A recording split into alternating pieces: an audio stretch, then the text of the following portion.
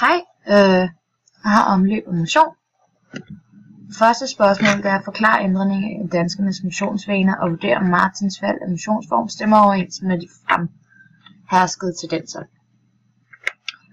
Ud fra bilag 1, der ser vi, at danskernes motionsvaner i 2007 og 2011, og vi kan på tabellen se, at den lyseblå farve, og, som er i 2011, og den lysegrønne farve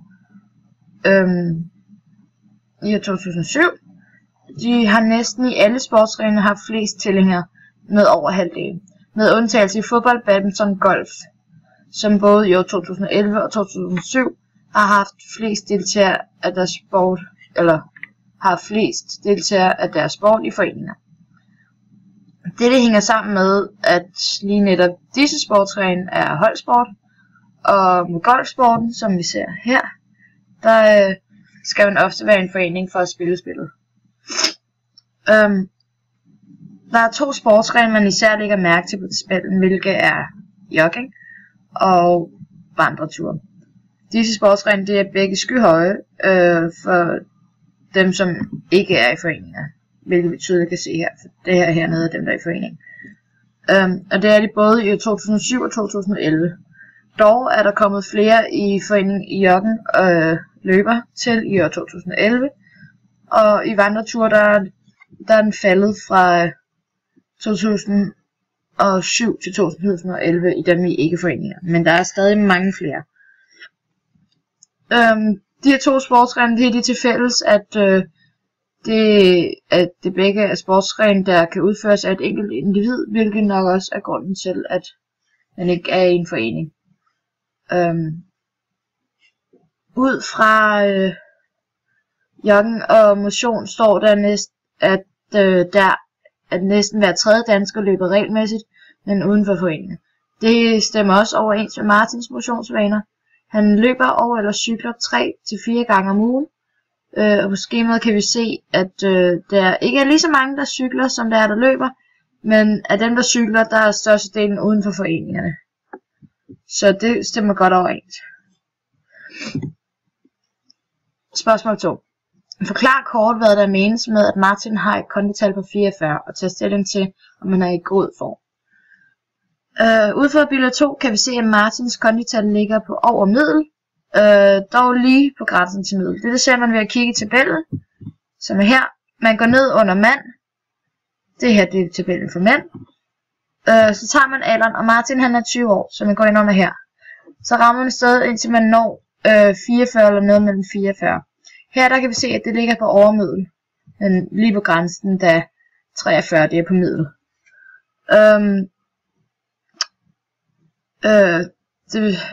Ud fra den her konditionstabel i bilag 2 vil jeg sige, at Martin han er i god form. Spørgsmål 3. Forklar principperne for træning af den aerobe arbejdsevne og belys, hvilke fysiologiske forandringer træningen kan medføre. Kom samtidig ind på de faktorer, som især har betydning for præstationen i maratonløbet. Okay. Jeg vil starte med at fortælle lidt om aerob arbejdsevne. Ved aerob træning danner muskelcellerne flere glukosetransportører.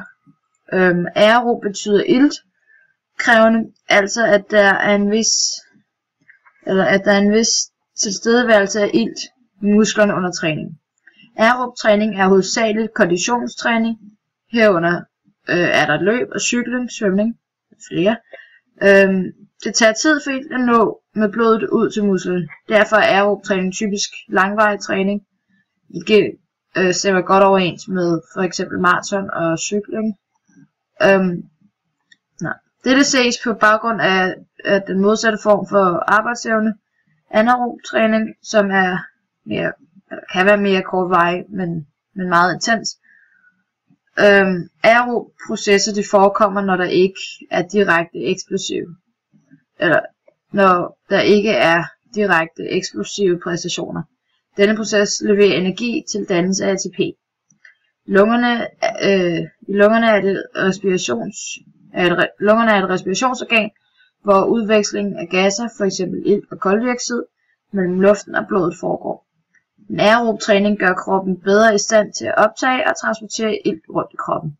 Det betyder, at man bliver bedre til at arbejde langvarigt ved hjælp af et. Så der kan vi se her, at træningen til den aerobe arbejdsevne er bygget op med intensitet og varighed. Det kan ses på bilag 3, hvor der i tabel 4,11, der viser forskellige typer træning, hvor man træner aerob. Det her, der kan man se. Ved længere træning øger man den maksimale iltoptagelse, og som det fremgår af tabel 4,11, kan både distance og intervaltræning øge dette, på grund af at hjertet skal stimuleres maksimalt. Dette gøres ved en maksimal puls, som både intervaltræning og distancetræning giver, dog mest intervaltræning. Den maksimale iltoptagelse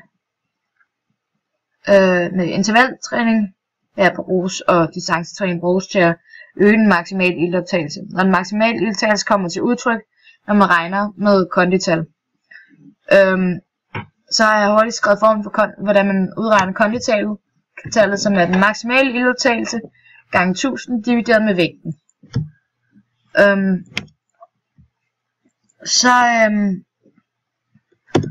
Har jeg lidt om udholdenhed. Udholdenheden det forbedres også ved længere træning, hvilket også ses på figur 4,12. Den har vi her, som viser, at man skal træne i længere tid for at øge udholdenheden. I begyndelsen kan utrænet arbejde i 30-45 minutter ved 75-80% af den maksimale iltoptagelse. Hvorimod trænede de kan arbejde indtil 2 timer. Personer, som er meget udholdende, har et stort antal respirationsenzymer, fedtforbrændingsenzymer og kapillærer i de arbejdende muskler, hvilket også stemmer overens med figur 2,9 fra bilag 6, som jeg har her. Den her figur den viser muskelfibertypefordelingen i den firhovedede knæstrækker i udvalgte idrætsgrene. Og vi kan se ud fra det her skema, at Martin han burde have flere røde muskelfibre end hvide, da både distanceløb og cykling ligger nogenlunde øverst i det her skema. Distanceløb ligger øverst, og cykling kommer lige efter. Og det er ikke tilfældigt, at de sportsgrene de har flest røde fibre end hvide. De røde muskler, type 1, er de langsomme muskler, og den langsomme fibre har stor udholdenhed. I forhold til de hvide fibre, som er de hurtige, de røde fibre de kræver et stort antal mitokondrier og mange respirationsenzymer, som befinder sig i mitokondrierne. Og samtidig er der i muskler mange kapillærer, som sikrer en god ilt- og næringsstoftilførsel. Deres røde farve det skyldes et stort indhold af iltbindende molekyler, eller det iltbindende molekyle myoglobin.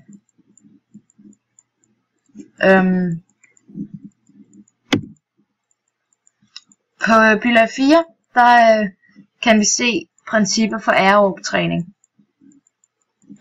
Den har vi her. Skemaet stemmer overens med tabel 4,11, som jeg har sat ind hernede, hvor der står, at intervaltræning foregår med maksipuls. Det vil sige, at der er høj intensitet.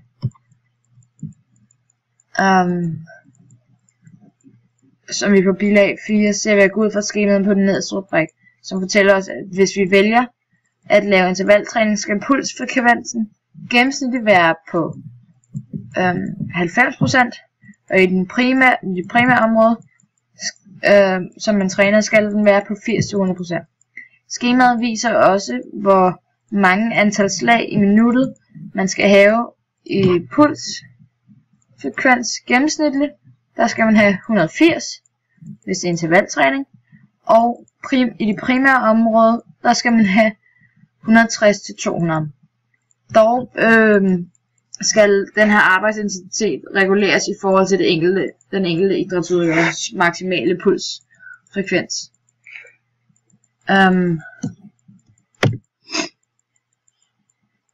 Man kan også se på bilag 5, den viser noget om minutvolumen, slagvolumen og pulsfrekvensen.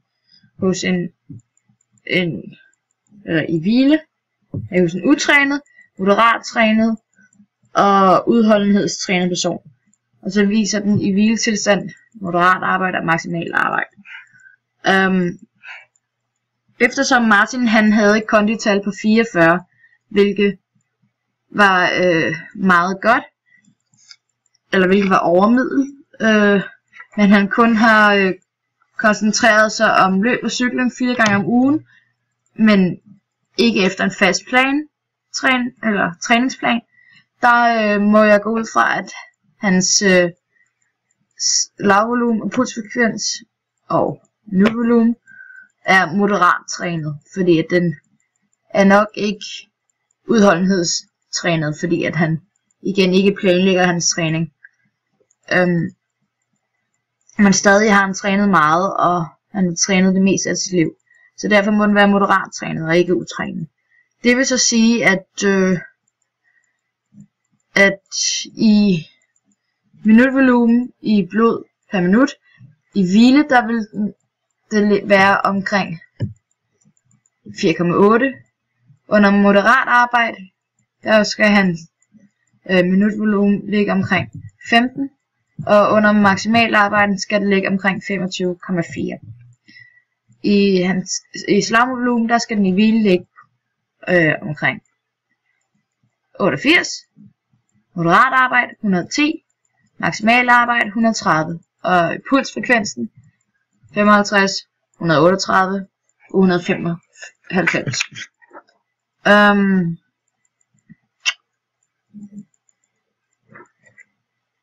Ja. Spørgsmål 4. Diskutere om det er realistisk, at Martin bliver klar til at løbe maraton, og give et bud på hvilke overvejelser Martin kan gøre sig, hvis han vil formulere en målsætning. Martins kondital, det lå i kategorien overmiddel, hvilket umiddelbart vil sige, at han er i god form. Han har trænet hele hans liv, lyder det som om. Og lige nu der løber han og cykler mest, dog ikke efter en fast plan. For at Martin han skal kunne løbe et maraton, er det vigtigt, at han træner de muskler, der er nødvendige at kunne bruge for at løbe et maraton. Det vil sige, at det derfor ikke vil give mening for ham at begynde i fitnesscenter og gå ned og ro på romaskinerne. Han skal i stedet for gå ud og løbe. Hvis Martin han skal formulere en målsætning og finde ud af en måde at komme til mål i maratonet, der vil det være en god idé for ham at lave et løbetræningsprogram med flere kategorier, hvilket også er kaldet kompleks træning. Det vil nemlig være godt for ham, når han skal løbe et maraton, både at fokusere på udholdenhedstræning, mælkesyretærskeltræning, sprinttræning, hastighedsteknik, roligt løb, grundtempo og respirationstræning. Træning, som indeholder flere forskellige træningskategorier og tempo, er godt for at kunne aktivere alle kroppens forskellige energisystemer og egenskaber. Og han vil på den måde få trænet alt, hvad han skulle kunne for at løbe et maratonløb. Vi kan se på bilag 8, der har vi fået nogle, eller der står fint skrevet, hvilke krav der er til målsætning. Og hvis Martin han skulle sætte sig et realistisk mål, der vil jeg mene, at det er gennemføre maratonet så godt du kan, ligegyldigt tiden. For alt i alt er det allerede der en sejr i sig selv. Det er ikke noget med at presse sig selv op på tiden. Han skal bare gennemføre den. Det er det realistiske mål. Det attraktive mål, det vil være at gennemføre maratonet. Specifikke og målbare, det er, at han sætter sig en realistisk tid, som man træner efter for at nå den. Og se hvordan han vil kunne holde den. Og så kan både hæve den og synke den, hvis det er, at det ikke passer. Det er også vigtigt, at han både træner Udholdenhed, mælkesyre, tærsetræning, sprinttræning og hastighedsteknik